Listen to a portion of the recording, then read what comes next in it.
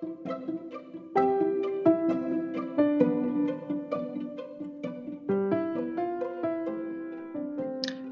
we ghosties. I'm Chance Lee. And I'm Amanda McAvoy. And this is That's So Gothic, a movie podcast about girls, guys, and haunted houses. Deck the halls, everybody. It's time for the OG slasher flick, Black Christmas, 1974. Woohoo.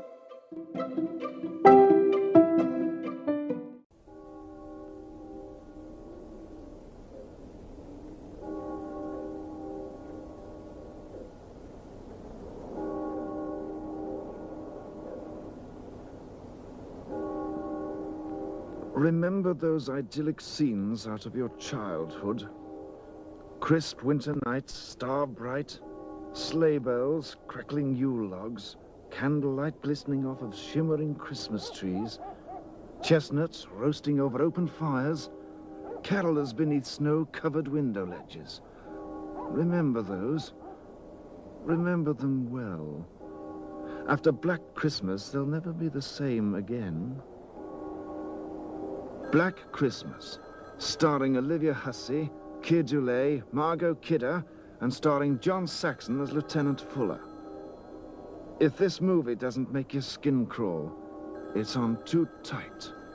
Black Christmas was released in 1974. It was directed by Bob Clarke, who did another Christmas classic, A Christmas Story, and the masterpiece Baby Geniuses. So good. It had a budget of only $620,000, and it made over $4 million. That's insane. Which is wild. Yeah, in 1974 money. Mm-hmm.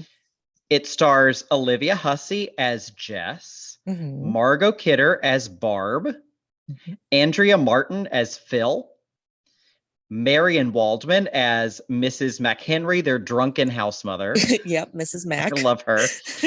And Keir Dullea as Peter, Mm-hmm. who's Jess's bratty boyfriend. And this is the story of a psycho killer who makes obscene phone calls and stalks sorority girls. Yes, during the festive time of Christmas. During Christmas.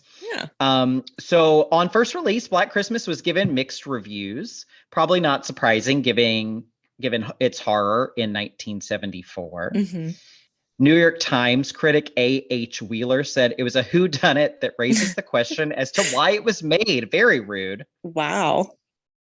And Siskel of the Chicago Tribune gave it 1.5 stars out of 4, calling it a, quote, routine shocker that is notable, only for indicating the kind of junk roles that talented actresses are forced to play in the movies. It is so cutting. But at least he complimented the actresses. That's true. He's a little bitch when it comes to horror movies. Yeah, I think we've been noticing that. What was the one? Oh, it was Suspiria. He hated Suspiria so much that he spoiled the ending in his review because he said, you shouldn't go see it. Here's how it ends. God, he's a bratty guy. I used to like him, and in some aspects I still do. Yeah. Whatever year Babe Pig in the City came out, he made it his top movie of the year, which I support 100%. Absolutely. Absolutely. I will say, considering how much he hates horror movies, though, the fact that he likes Babe Pig in the City is something, because that movie is horrific. Is it? Have you ever seen that? I don't think I have. You know what? Might be gothic. There is an iconic house in Babe Pig in the City. Really? It has a wild director, right? It's George Miller, who did Mad Max. That's right. I knew it was something weird. And the first Babe is very cute. Babe's on the farm. Yep. Babe Pig in the City. I won't get into it too much because now all of a sudden I want us to do this on the podcast. We're doing it. But it has some of the most shocking scenes of like animal violence in a movie that's ostensibly for children. Yeah. So I'll save my Babe Pig in the City stories for later. Yeah. We could do like a double feature, sequel kid movies, do Babe Pig in the City and Paddington 2.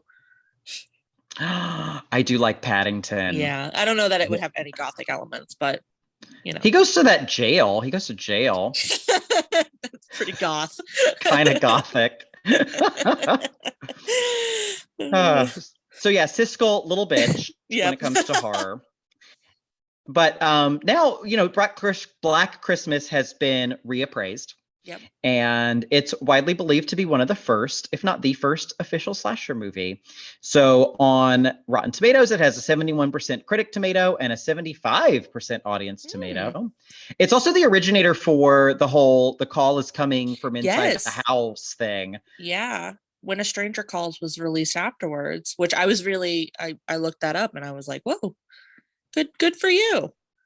Yeah, I feel like I still haven't seen that movie, but I only know it because I thought that was what that movie was known for. I never saw the original. I just saw the remake with the girl with the great eyebrows. I'm talking about. I don't know her. Now I'm going to look her up. She has great eyebrows, and she dated Joe Jonas, and Taylor Swift wrote a song about her, and that's about as much as I can tell you. Oh, is this from 2006? Yeah. And I vividly remember Camilla Bell? Yes, Camilla Bell. There's specifically a part, it opens with her running on a track in a gym in high school, but the track was like suspended above the gymnasium. So she's like, I don't know why. I just vivid memory. That might be a cool one to talk about because the house in that is really, really cool. It has like a glass atrium thing. It's pretty cool. Yeah. Wow. Maybe we will. Tessa Thompson is in it. What? Oh my God. I didn't know that. Oh, that's so funny. I love her. And that's interesting because so there's two Black Christmas remakes. Yep. One we're going to kind of talk about on this episode. Yeah. And then one we're going to do a separate Christmas special for. But the middle one is 2006. And this Stranger Calls was also 2006. Wow, big year for remake sequels, thingy-majiggers. Yeah. So, okay, fun. All right. So IMDb also says that Black Christmas is one of Elvis's favorite movies. Yeah, I could find nothing that supported this. Like, I'm pretty sure I saw a tweet that said it, and then like that was the only confirmation, quote unquote, that I could find. So it's very possible it's not, but it would be really funny if it was true. Yeah, we need to. Is Priscilla Presley on Twitter? We need to tweet at Priscilla and see if she'll confirm. Priscilla, this is very important. This is very important. So, like you said, he'd be very proud looking down on Riley Keough for her horror cred. Doing a Christmas horror movie. Yeah, she would actually.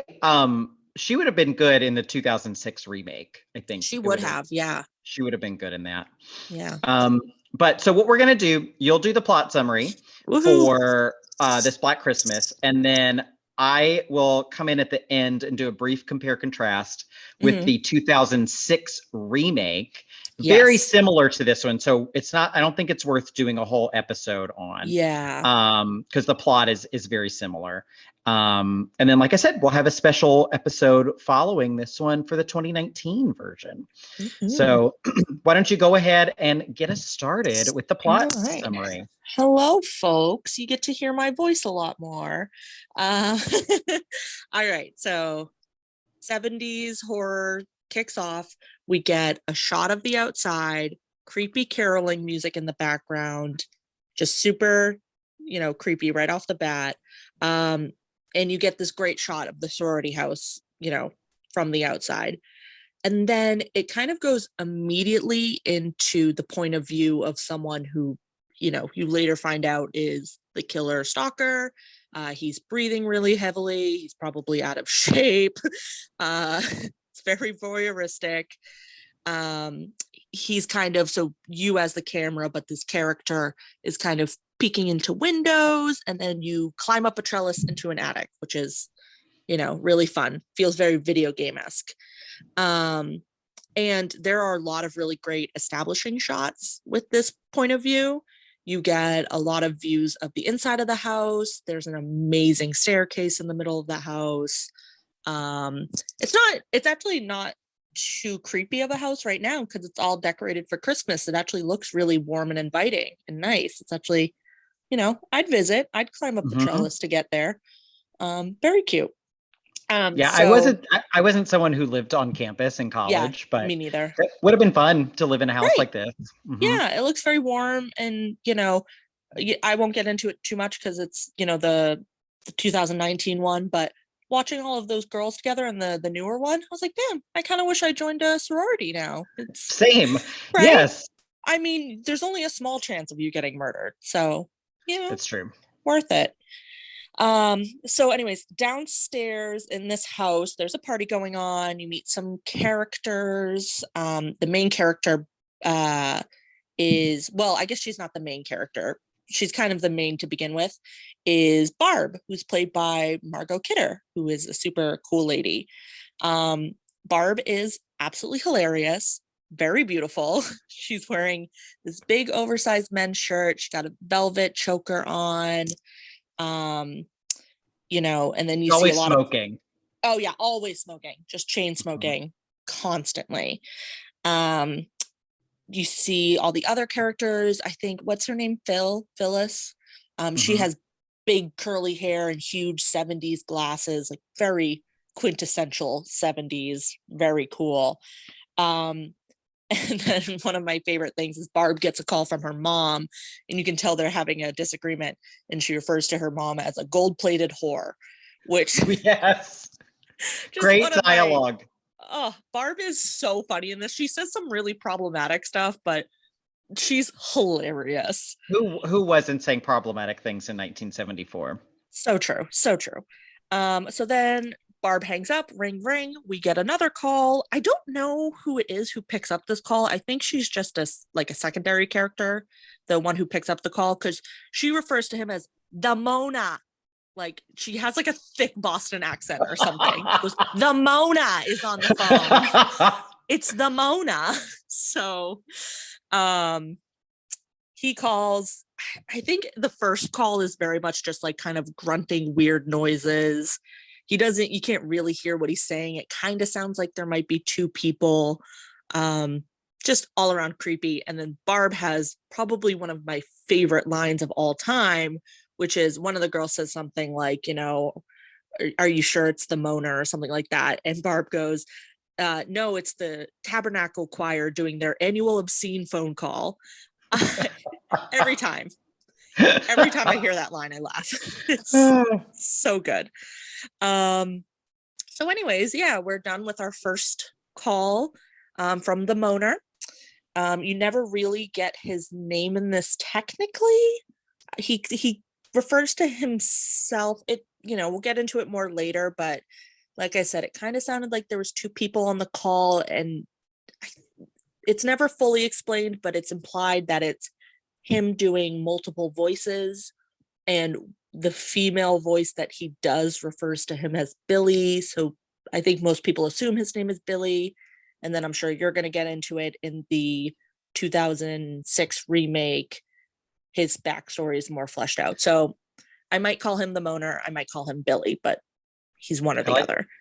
I like the Moaner. Yeah, there's a very psycho element to this where he's speaking in a voice, and then you get the kind of like mother figure who's talking to him the way Norman Bates would do in Psycho. Right. And of course, Psycho's before this, right? Yeah, it has to be, right? 60s. Yeah. Yes, yeah. So one thing I forgot to do at the beginning is talk about our relationships to this movie. You've seen this before, correct? Yes. Yeah, actually, by your suggestion. I think this is one of the first movies you ever suggested to me, actually. Oh, wow. Yeah. I think specifically you suggested the new one, but you probably told me to at least give the old one a try too. But yeah. And you like it. I love this 70s one.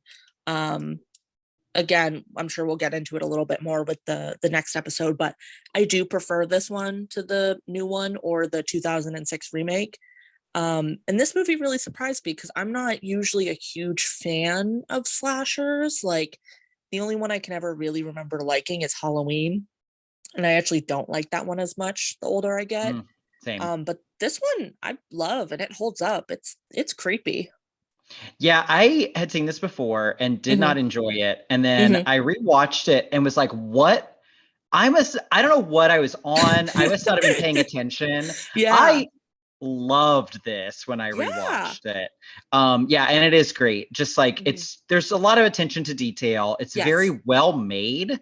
Yeah. And I mean, I like the only Christmas movie that I really like that's like a straight Christmas movie is A Christmas Story. But I don't think of Bob Clarke as, Yes. because that movie just kind of exists on its own. It's a different echelon. It exists separate from everyone in it. So I don't think of him as a craftsman, but this movie's very well crafted and very well shot. Yeah, the tension is really good. Like I said, I think I like this movie so much because I'm not usually a fan of slashers, but this one it's creepy. It's, I think it's that like point of view of being in the killer's eyes. Like, I think it's, if I had a critique of it, it would probably be I wish that they saved the reveal of him being in the attic for a little bit later, but I understand why they did it the way that they did. And in a way, it makes it creepier because you as the audience know he's there. It's very unsettling. It's really good. I think one of the things that helped me this time is I turned the subtitles on because I couldn't understand what he was saying. Yeah. And I wonder if maybe I just tuned out the first time I watched it because I couldn't get what he was saying. And I turned them on, I was like, oh my God, it's really obscene and raunchy. Yes. It's fucked up. Words that I did not know they were saying in movies in 1974. Yes. Yeah. Right. So I clutched my pearls a bit just because I was not expecting that. And yeah, the way Barb starts to give it back to him, yes, I found really amusing. Yeah. So Margot Kidder, just sorry to I forgot to do our actor overview too. Yes, that's right. So I only know her from Superman.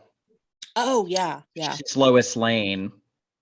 And then she had an unfortunate incident where I think she was manic depressive or bipolar. Yeah, I think she called manic depressive at the time. Yeah. And she had an unfortunate psychiatric episode. Yeah. At a dinner party that there's a Family Guy that makes fun of it. Interesting. Yes. And one line I always remember from the show Veronica Mars is when Kristen Bell is talking about another character and says that she had that wide-eyed Margot Kidder in a bush look. Oh. Because there was something with Margot Kidder hiding in a bush outside someone's house. I don't remember the whole story. So okay. Unfortunately, she became the kind of butt of a lot of jokes. Yeah, yeah. As a woman with mental illness just naturally would in our society. Yeah. And then Olivia Hussey. Yes. I know her as Juliet. Yes. And because I feel like everyone still watches that in high school / college. God. Yep. Yeah. I mean, I have a note in here that says something about that she has an indistinguishable accent. And I feel really bad about that because then in researching her, realized so she was born in Buenos Aires, but spent most of her early life in England in her mother. So I think her accent is kind of a little bit of a amalgamation of like South American and British. I think that's why her accent isn't quite like fully British. Like it has something a little bit different about it. I'm assuming. I could be very wrong, but I did not really understand her. I understood what she was saying. I didn't understand where her accent was coming from watching this movie. But I think maybe they just let her use her natural accent and that's what it is. I'm assuming. Oh, wow. Again, I could be very wrong, but she seems pretty interesting lady. Yeah, she's like the Mia Goth of the 70s. Mia Goth, like grandparents are Brazilian Portuguese, and then she grew up in England, so we got that South American British connection. Yes, actually, love Mia it. Goth kind of has a similar style of talking. Yeah, that's fascinating. Wow. And then last but not least, we have Andrea Martin of all people as Phil. There's a scene later in the movie, I don't remember when, but the actress, Andrea Martin, who plays Phil, makes this face, and I'm like, who is that person? Like, and I looked her up, and I was like, oh my God, it's fucking Andrea Martin from. I mostly know her from My Big Fat Greek Wedding. Oh. She's the one who gives the speech about her tumor. Have you seen this movie? A long time ago. That does sound very familiar, though. She talks about how she found a lump in her neck and the lump got bigger from her hormones and it started to grow. So I go to the doctor and he did the biopsy, and inside the lump they found teeth and a spinal cord. That's right. Yes, inside the lump was my twin. And the way she delivers that is hilarious. It's the funniest part of that movie, and also like the seed story for Malignant. Like Andrea Martin created Malignant. So the reason for Malignant.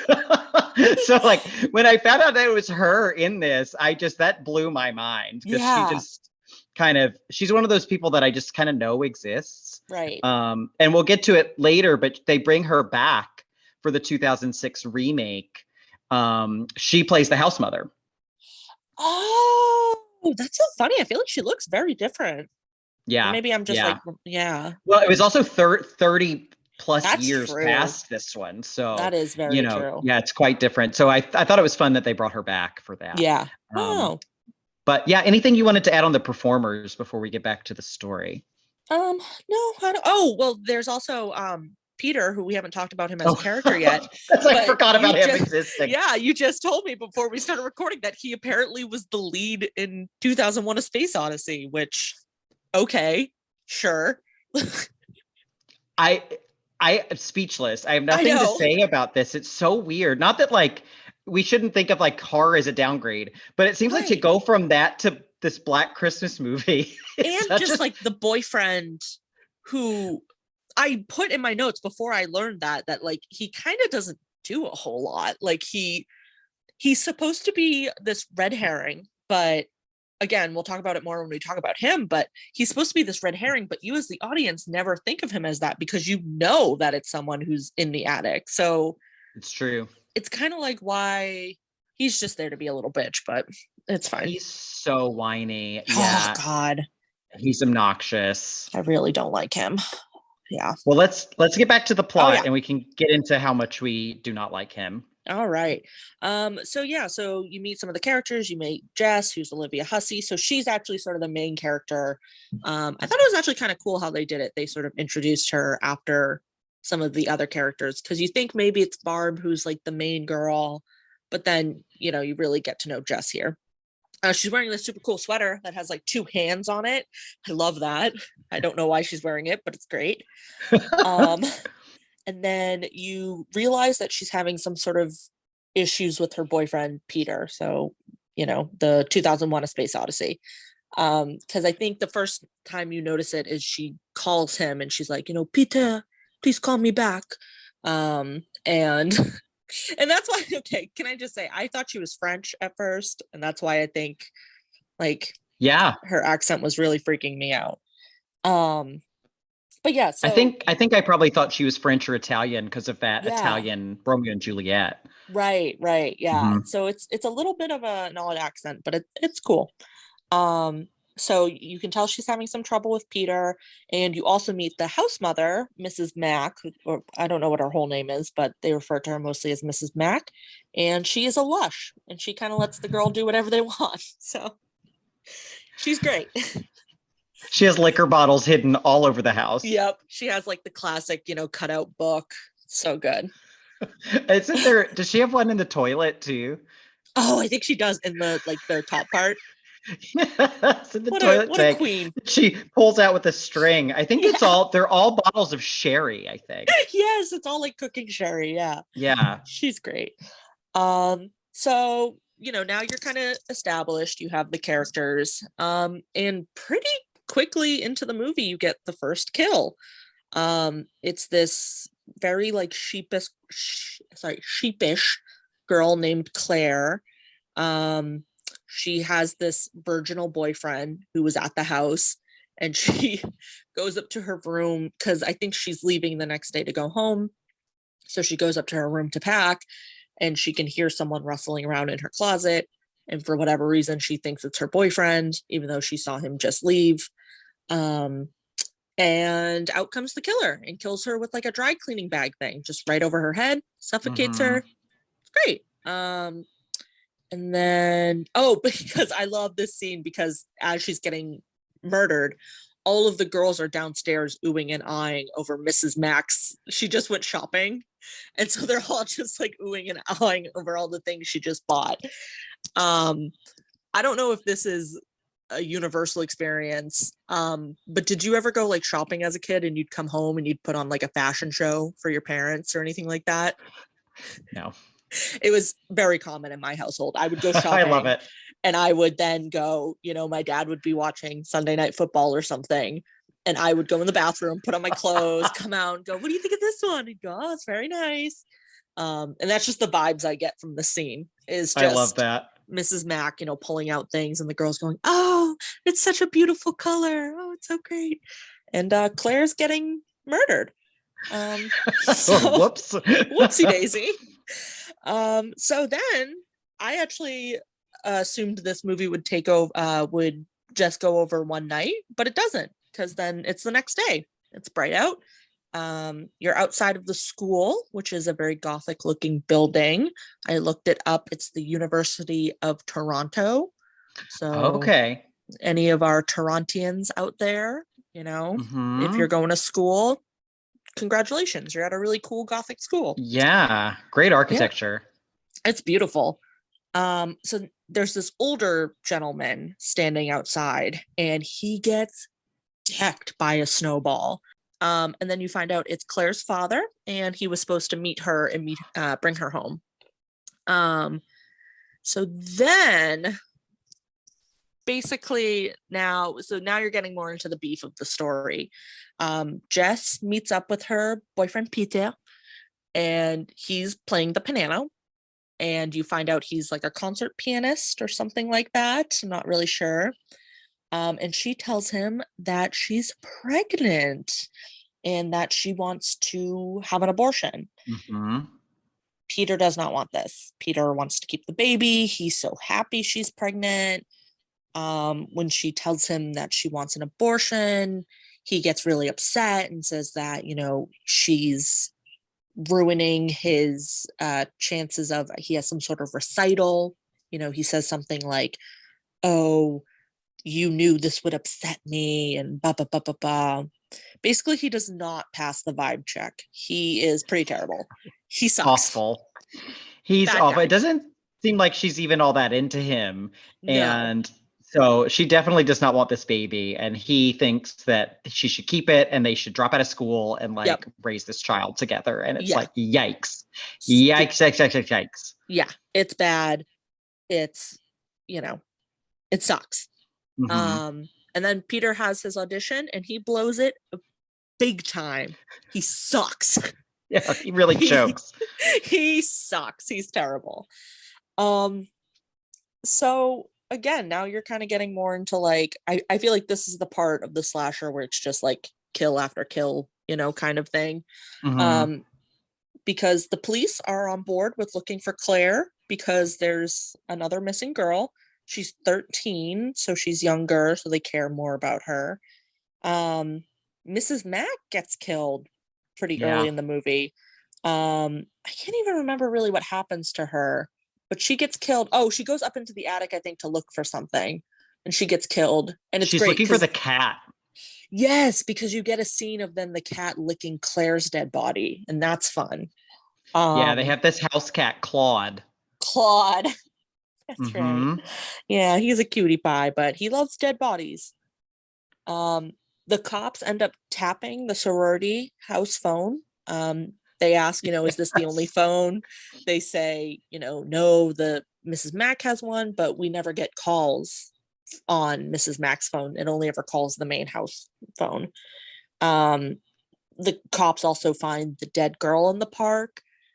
It's never like 100% confirmed. Nothing, I guess, is really confirmed in this movie, but it's not confirmed that this moaner is the one who killed the girl, but I feel like you assume it is, right? I would say so.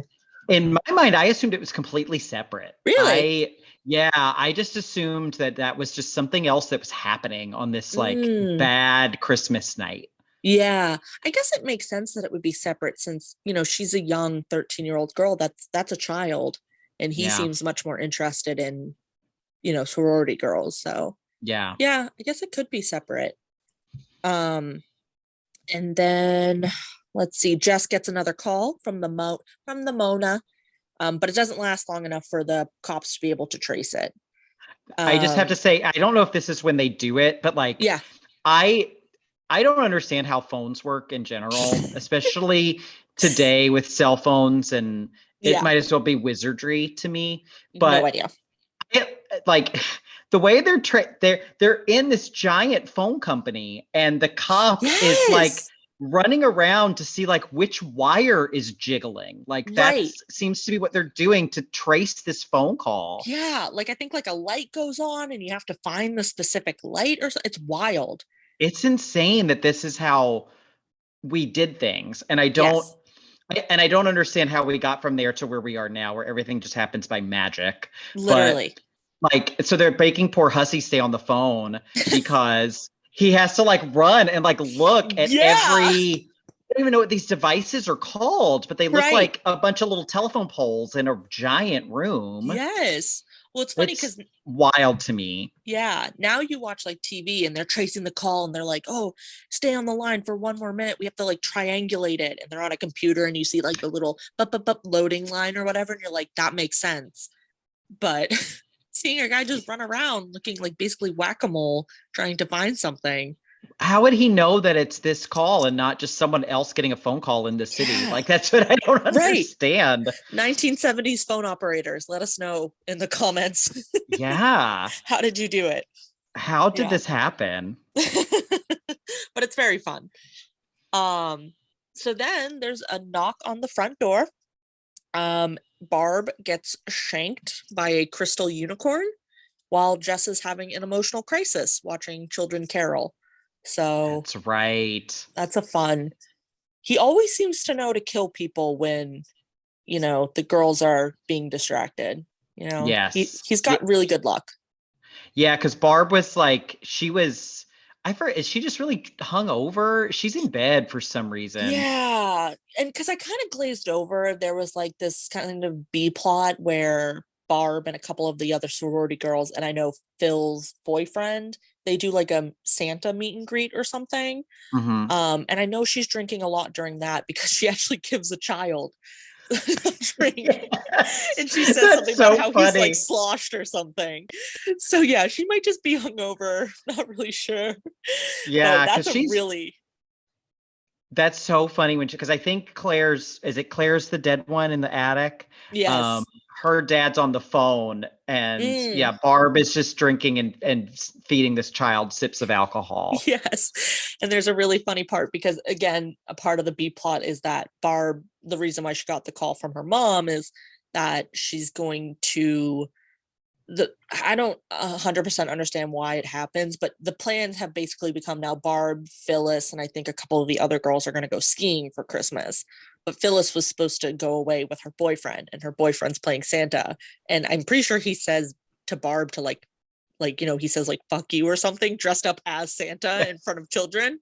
It's great. Yes, he hates the fucking kids. Yeah. Like, it's something that I feel like the sorority's required to do as community service. Yeah. And they all hate doing it. Yep. And like, I will say, like, even though I didn't talk about it in this, those are like the little parts of this movie that I really like, because it really, this isn't just a slasher movie that takes place during Christmas. They really throw in these like funny little bits about Christmas and these little traditions, and I mean the characters are really funny, so I enjoyed it. Yeah. And there's lots of these little slice of life moments that you get that just build the characters. They're not there to further the plot. Right. It's stuff that we really don't see anymore. It feels very 70s in its filmmaking, and that's what I really connected with this one. And also, though, Barb has this emotional plot line too, where like she's trying to get the cops to help her find Claire, and they're not helpful. Like this is a very early ACAB movie, I feel like, because none of the cops are helpful. Yeah. And is she because I watched all the Black Christmases, so they're all Yeah. kind of blurring together. But doesn't she tell one of this is back when their phone numbers were words? Yes. Which is also something I don't quite understand. Yeah. Like, and especially in the 70s, I thought this was like I Love Lucy time. And then Yes. I thought we had real phone numbers in the 70s, but Right. you know, it's like dial circle 234 or whatever. Yeah. But Barb tells the officer that her exchange is fellatio. Fellatio. And he doesn't know what that means. No. And you have a great moment in the police station where like you walk in and one cop is absolutely hysterical laughing, and then the other one is like, you know, what's going on, and he's like, ask him the phone number. He says fellatio. It's great. It's very funny. Yeah, because that poor dumb cop that she's always getting into it with. And then there's the lieutenant who starts helping them. He's very handsome. He is. He's a cutie pie. Yeah. He looks like a 50s like game show panelist. Yes, he does. Like he'd be able to tell the truth or something. Yeah, he's very cute. He's very cute. Yeah. But yeah, unfortunately, Barb gets it. She gets shanked by the crystal unicorn, which I think was like a gift. It had something important to do with it. Yeah. But she dies, and I think she's left in her bed. I think you get a scene where she finds her. Yeah, so Barb is dead in her bed. But again, Jess does not know because she is distracted. Mm-hmm. So there's another call from the moaner, and he mentioned something about removing a wart, which is a callback to something Peter said. Because I think Peter says about Jess wanting an abortion, you know, you're treating it like you're removing a wart. And the moaner says something, you know, he uses that phrase. And so Jess gets freaked out. She kind of like, you know, and the cop calls back after the call and is like, what was that about? And she's like, oh, nothing. It was good. No, don't worry about it. But the cops still kind of put two together. They assume it's Peter. Again, it's kind of weird because I do feel like the movie tries to like almost make you as the audience think it could be Peter. Like they kind of throw in that he's a red herring, but the audience pretty much knows it can't be. So there's one more call. The cops are able to trace it, and we get the great line, the call is coming from inside the house. Dun, dun, dun. Oh my God. We never would have known. They beg Jess to leave. She does not leave the house. And I take issue with this. I don't know if you take issue with this. I mean, her whole goal is she wants to help her friends, but get out of the house. Phil is still in the house. She doesn't know Phil's been killed, I think. Yeah, because I don't think I mentioned find her. Yeah, I don't think I mentioned Phil was killed, and also Jess wouldn't know that Barb is killed, so Barb is in her bed. Oh, that's true. Oh, that's right. She doesn't know anybody's dead yet. She thinks there's two people in the house, but I would scream at the top of my lungs, guys, get the hell out of the house, and then I would leave the house. And guess what? If they don't come, it's probably because they're dead. They're dead already. They're dead. Sorry. She does at least get a fire poker. She does. She does do that. She's armed. So you kind of get this like tense standoff. You never see the killer. This part actually, I don't know if I just wasn't paying enough attention, but you know, I guess maybe it's a little bit confusing because they don't want to show who the killer is. So you kind of just know that he's following her. You know that she knows. I actually thought she was in a closet at first, but it turns out she's in a basement. She closes the door. He's trying to rattle the door open. It felt very reminiscent of like Halloween when he's, you know, the closet scene. Yeah. And they do a lot of the first person stuff in Halloween also. Yes, that's true. That is very true. So basically Jess is in the basement. The killer's banging on the door. Let me in. And then she's hiding in the basement. She's kind of curled up in a corner with the poker. Peter comes up to a window and is like, hey, Jess, what's going on? Why are you upset? You know, I think he thinks that she's just upset still about the abortion thing, but she's hiding in a basement with a poker. So I know, dude. Right? Maybe just leave her alone for a night. I don't know. But he breaks in. He breaks the window to get in because he's so desperate to see her. I actually, I think I'm incorrect. I had assumed that he broke in and then the killer somehow got to him and killed him. But I think I'm incorrect. I think she did kill him. I think that's implied. I think so too. That's what I thought. Because yeah, it is very vague though. It's open to interpretation. But yeah, by Yeah. this point, I think she has, because the cops have told her that they think he's the killer. I think she's Yes. really gotten into that mindset that it is him. Right. And this Even though behavior, dude, like this behavior is insane. yeah, she does say at one point, it can't be Peter because he was with me during one of the calls. But yeah, like you said, I think his behavior was very erratic, breaking in so desperately to get to her. So Mhm. I think it's implied that she kills him with the poker. Mhm. But the cops arrive. You don't actually see what happens. They get into the basement.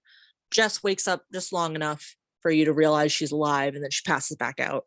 The police take her up to her bedroom in an active crime scene and lets her rest there. Why don't they take her to a hospital? Why do they not take her to the hospital? I do not understand. No, I don't get it. I was going to say I get it. I don't. I do not understand. They take her up to her No. bedroom in an Bad active crime decision. scene. Yep. And I will say I love the closing shot because so she's basically laying in this bed, recovering or whatever. And you get like this shot, it pans out from the house, sort of the opposite of the intro, and a phone starts ringing and it just rings and rings and rings. And I will say I love the closing shot. If their stupid idea to let her sleep in the bed is what set up that shot, fine, I accept it. But it was a stupid decision. It is a dumb decision, yeah. Yeah, we see Claire in the window too with the bag over her head. You can see right. her. And that's like the iconic movie poster. Exactly. Yeah. Mm-hmm. So it's really cool. This movie has a lot of really cool imagery. Mm-hmm. Very well staged. Yes. That's it. One bit of trivia I read is that Ooh. the actress who played Claire says that she got the part as Claire because she could hold her breath the longest. Oh, When they're again, putting the bag over effect. her head. Wow. Yes. Yeah, which is like wild father, to like think daughter. about. Yeah. So wow, good for her. Good for you, Claire. I hope you're doing good out there wherever you are. yeah, I don't know anybody else in this movie, so I don't know who she No. was, but Yeah. she's iconic. She's on the poster. So yeah. Okay, so we'll take a quick break. We'll come back with a brief summary of the 2006 film, and we'll do our Gothic roundup for this one. So we'll be right back. All right, we ghosties, we're back. We are going to first talk about the 2006 remake. So I didn't even know there was a 2006 remake until I didn't either. I was sick and I was like, let me watch Black Christmas. And I stumbled across this one, the 2006 one. Mm-hmm. And since I was sick and at home, I was like, well, let me just go ahead and watch that too. Yeah. Everyone seems to, it has very low scores across everything, but I really liked it.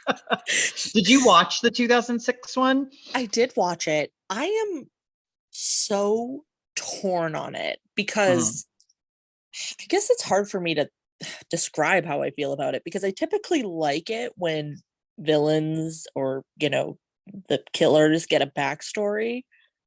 I don't know if I loved it in this, but this movie was gross and fun.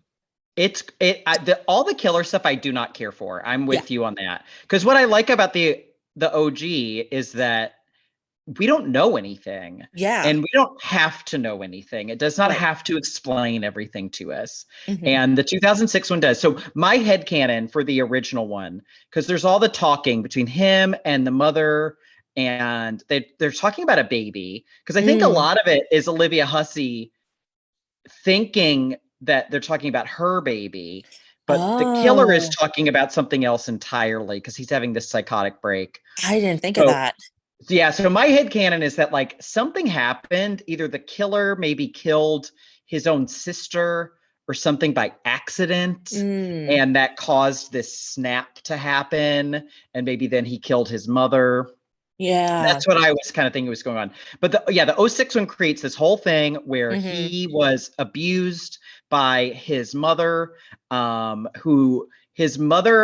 she was having an affair. Yes. And they killed his father. Yes. But then she would rape him, the son. Yeah. And so he has a sister who is also his daughter. Yeah. And she did this because the guy she was having an affair with would fall asleep every time they had sex. That's right. Which was such a weird detail. Yes. And he snaps from the abuse Yeah. and kills them and eats them. Go ahead. Doesn't just eat them though, like uses Christmas cookie cutters to like cut out chunks of flesh, put them on a cookie sheet, bake them and eat them. Very festive. It's so disgusting. Yeah. And he has this really, which I can only imagine this was added to this movie to be gross because it has nothing to do with the original. He has like this weird thing with eyeballs. He keeps eating them and ripping them out. I mean, I'm pretty sure there's one point where he like rips one out and the whole connective tissue. It's this whole, I feel like every single kill includes something with an eyeball. And as far as I remember, there's no specific mention of that in the original. No, that feels like it's totally added for this one. The sister/daughter gets her eye taken out. Yes. In a domestic violence thing. And so this movie has two killers. It has the moaner and then his sister/daughter. Right. And she's the one who's taking the eyeballs. Yes. And I think she even hangs them on a tree by the like optic nerve. She's like decorating a tree with them. Yeah. And so this movie is 2006. When did Saw and Hostel come out? I think like 2008. Okay. Oh no, Saw is 2004. What? Really? Yeah. And Hostel's 2005. Oh, so okay. This was then the torture porn phase of Heyday. horror. So they ratchet the gore up to this insane level. Yes. Everything is so disgusting. And I loved that. I love that they're just going hard. Right. And as we mentioned, Andrea Martin gets brought back as the house mother. Yep. Sadly, not as fun. She's a little more prudish and straight-laced. She seems like Mrs. more like Mac. a regular house mother. Yeah. Yes. She does get a great death scene though, where she just gets impaled by an icicle. Yes, that part is so funny because she was not murdered. It was an accident. I know, but they kind of imply that like, because she and I didn't go over the cast, so it has Andrea Martin obviously, and then Mary Elizabeth Winstead. Yes. Lacey Chabert. Yep. Gretchen Wiener. Michelle Trachtenberg. And a few others who I did not recognize. Yeah, Katie Cassidy, who I only recognize because she's David Cassidy's daughter. Is she? Okay. Yes. Is she I think she was in Supernatural? Is she the final girl? Yes, she's the main blonde girl. Yeah. Okay. Well, what I found interesting, you were talking about the 1976 version, how early on you don't know who the lead really is. Yeah. And this one did a great job with that because they did. You have bigger stars playing minor roles. All the named stars get killed. Yes. And every time, like, I was like, oh my God, they killed Lacey Chabert, and it's like, okay, I guess Michelle Trachtenberg is going to be the lead, but then she gets murdered. Right. So, so it must be, I think, like you said, Katie Cassidy. And then there's a few other characters, but it pretty closely follows the plot of the original one, except for, again, just, how gross it is. It's wild. It's nasty. But I loved it. Yes. It's definitely fun. Like, I definitely think, because again, I had no idea about this movie until you told me about it a couple weeks ago. And I think if you're going to do the thing where you watch both Black Christmases, throw this one on in the middle too. It's fun. Put it on. It's worth a watch for sure. Yeah. Yes. And it's a nice way of doing a remake. They're doing a level of violence that is implied, but could not have been done in the 70s. Correct, and they're just going all out with it. And for the most part, it's practical. It's gooey. There's a lot of really good effects for it. There is.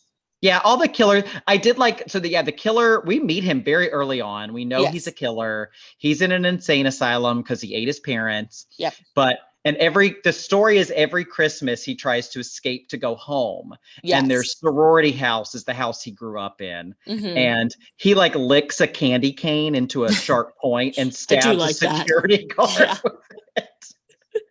There's a lot of wild Christmas shit that it does too. Yeah. So I enjoy that. But anyway, worth a watch. Not worth breaking down just because, again, it is so similar. But so we'll get back to our Gothic roundup for the 1976 version. So our girl is Jess, Olivia Hussey, but you could argue they're all our girl in a way. Yeah, right. They're all, pulling a part of the story. I think it's really interesting that, again, to bring it up one more time, you don't know at first who's going to be the main character. So, yeah, I mean, you could say any of the girls, but obviously the focus is on Jess. Yeah, I think, and both her and Barb are very modern, independent women, especially for the time period. Barb doesn't seem to need a man. She has a brassy attitude and, she's very brash, which I love. Yep. And Jess is going to get her abortion and talks about it. I feel like that's pretty radical for the time. I do appreciate too that the movie, this movie easily could have implied at the end that she was this changed person and now she's not going to get an abortion. Like she just cares so much about it. They never imply that, anything close to that. So, or she's going to keep the baby because of this trauma or whatever. Exactly. The only thing is, like, different from a regular Gothic girl is these girls aren't really lured to this house by any way. There's no like, they are literally choosing to live there. I mean, they're sorority girls. Woo.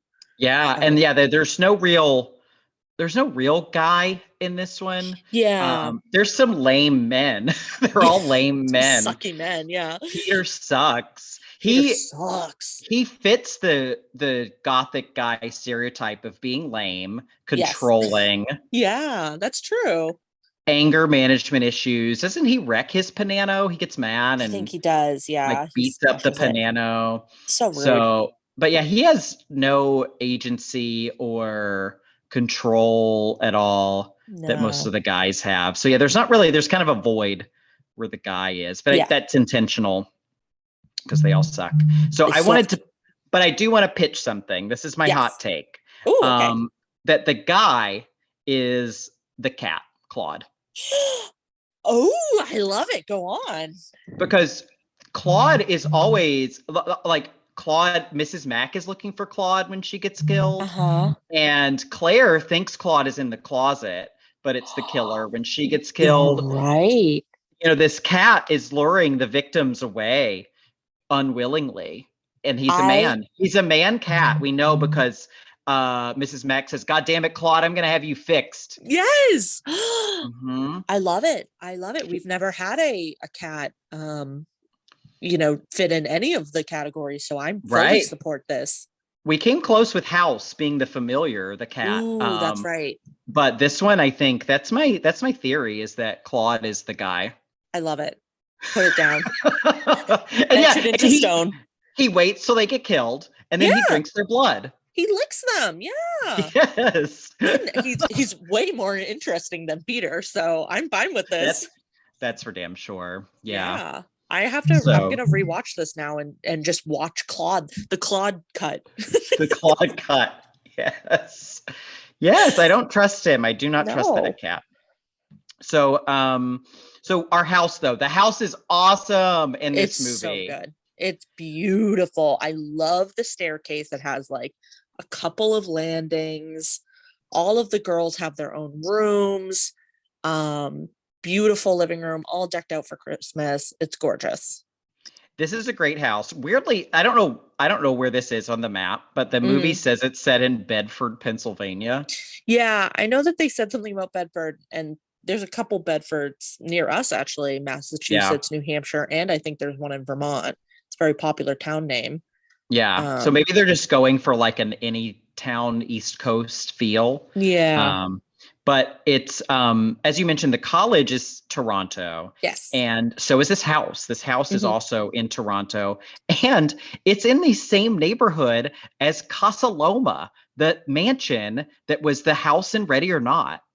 And Really? yes. So you could go on it. We could theoretically go to Toronto and see this house and the Ready or Not castle in the same neighborhood. Exciting. What a What fun an neighborhood.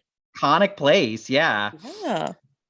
And so the house is, I was looking up, I feel like for this podcast, I need to learn more about architecture. Mm. So this is a bay and gable style house Ooh.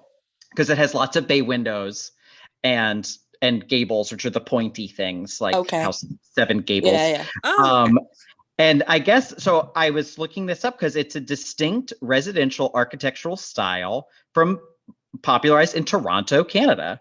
Oh. So it's a big thing there. So I guess a lot of Wow. the houses in Toronto look like this.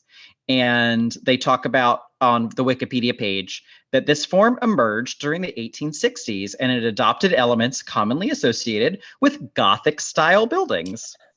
Wow. How perfect. So yeah, so it's taking that like Gothic, old Gothic architecture of like cathedrals with big steeples and stuff, and making that into a home that people can live in. So wow, I never thought of Toronto as being Gothic, but good for you, Toronto.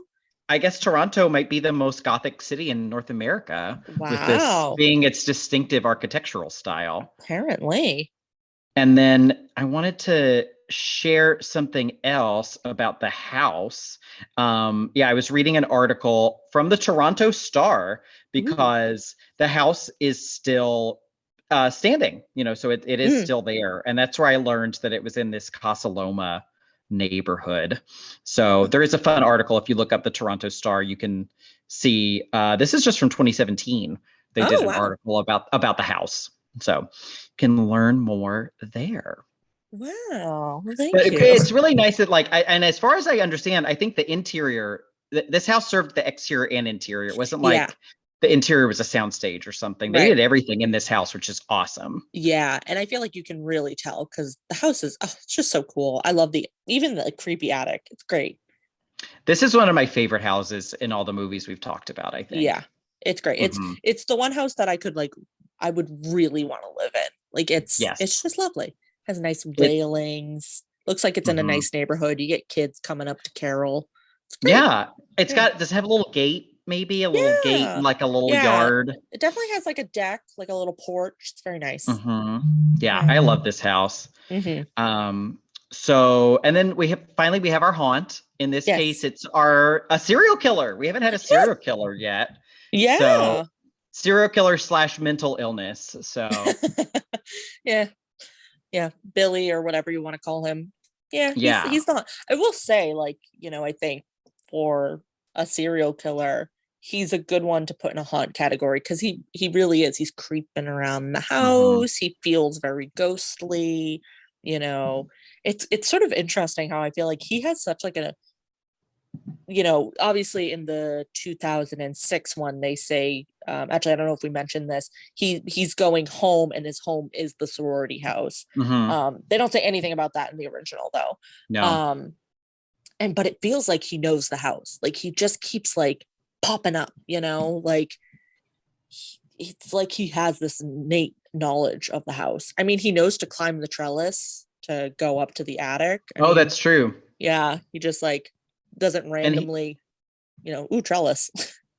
Yeah. And he's there for the whole movie without anyone realizing it. Right. Well, and that's why I had originally thought that this movie would take place in one night. Because I'm like, well, if he's in the house, how is he, futzing around for a couple days? But he's hanging out. He's like the ancestor to Brahms. He is. Yes. I wonder if they ever get together, they meet in each other's walls. They bump into oh, fuck, you're in this house? I thought I was taking over this house. Oh, damn. These walls aren't big enough for the two of us. But I will say, as unnecessary a backstory is for the 2006 one, I think they've done a really good job of closely watching the original and extrapolating on what's there that I might not have otherwise picked up on. Right. is a rare remake that kind of enhanced my watching of the original. Because Yes. it's like, Yep. oh, that's where they're getting these weird little details from that they're Yeah. then expanding on. Right. Again, yeah, I don't really think it's necessary, but at least they're not just adding in random extra, because it reminds me a lot of the Rob Zombie Halloween movies. Like he was just throwing shit at the wall, like he's throwing his wife at the wall because he has to put Yes. her in every fucking movie. Exactly. I tried to watch the second one and she is like a ghost, and I don't think I ever saw the second one. Oh God, that's dumb. poor Octavia Spencer is in it. Yes, and gets just brutally murdered in the opening like 10 minutes of that movie. Wow. Mhm. Incredible. It doesn't even get a good line. She just gets Oh. like stabbed to shit. Really? So, wow. yeah. What a shame. Yeah, the one thing I like about that movie is the intensity with which Michael Myers stabs. Ooh, yeah. He reaches back and really hammers at stabs. homes. Yeah. He does over and over again. Lots of shoulder strength in that Michael Myers. But yeah, so we have bonus gothics. We have the Panano. And did we ever make like a cat a bonus gothic? I don't think so. Should we? I think we should. I think if you're thinking of a gothic animal, it's got to be That's a cat. True. Cat, yeah.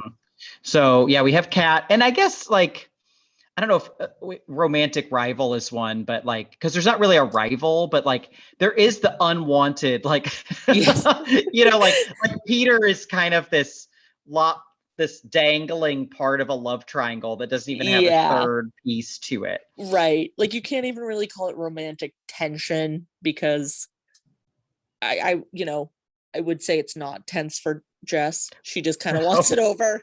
She's done. Yeah, there's a great part near the end because he just will not let it go. Yeah. And he's talked about how he's willing to give up his dreams to raise this baby. Mm-hmm. And she's like, well, I'm not. Like, you haven't asked me. Like, I'm in college. I'm young. I have things that I want to do, and I'm going to do them. Mm-hmm. And it's so awesome that she gives that speech. Again, in 1974. Like, I feel like that's really ahead of its time.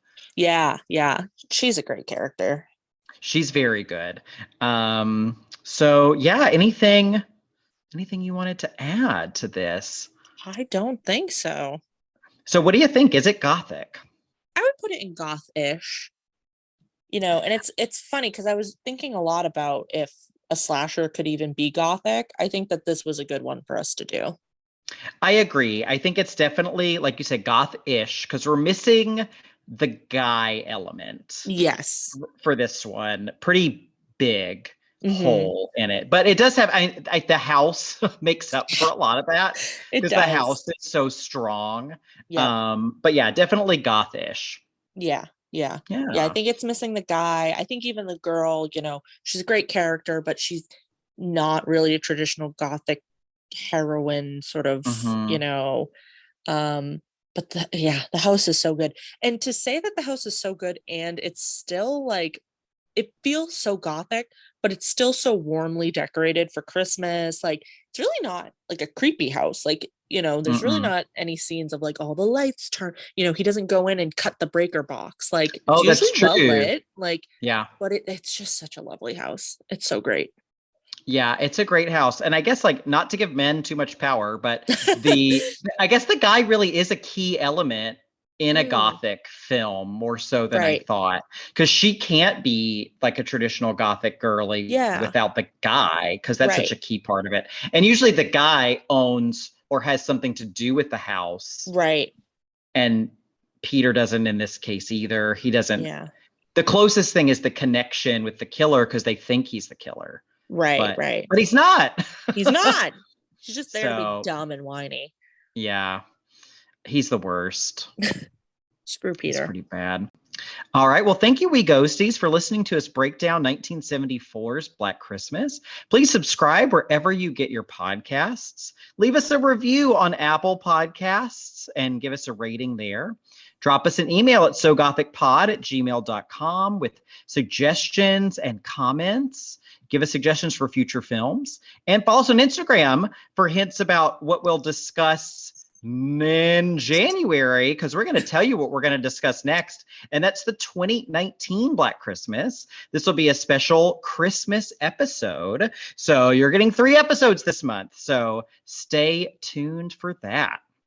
All right, everybody, stay ghosty. Bye-bye. Bye.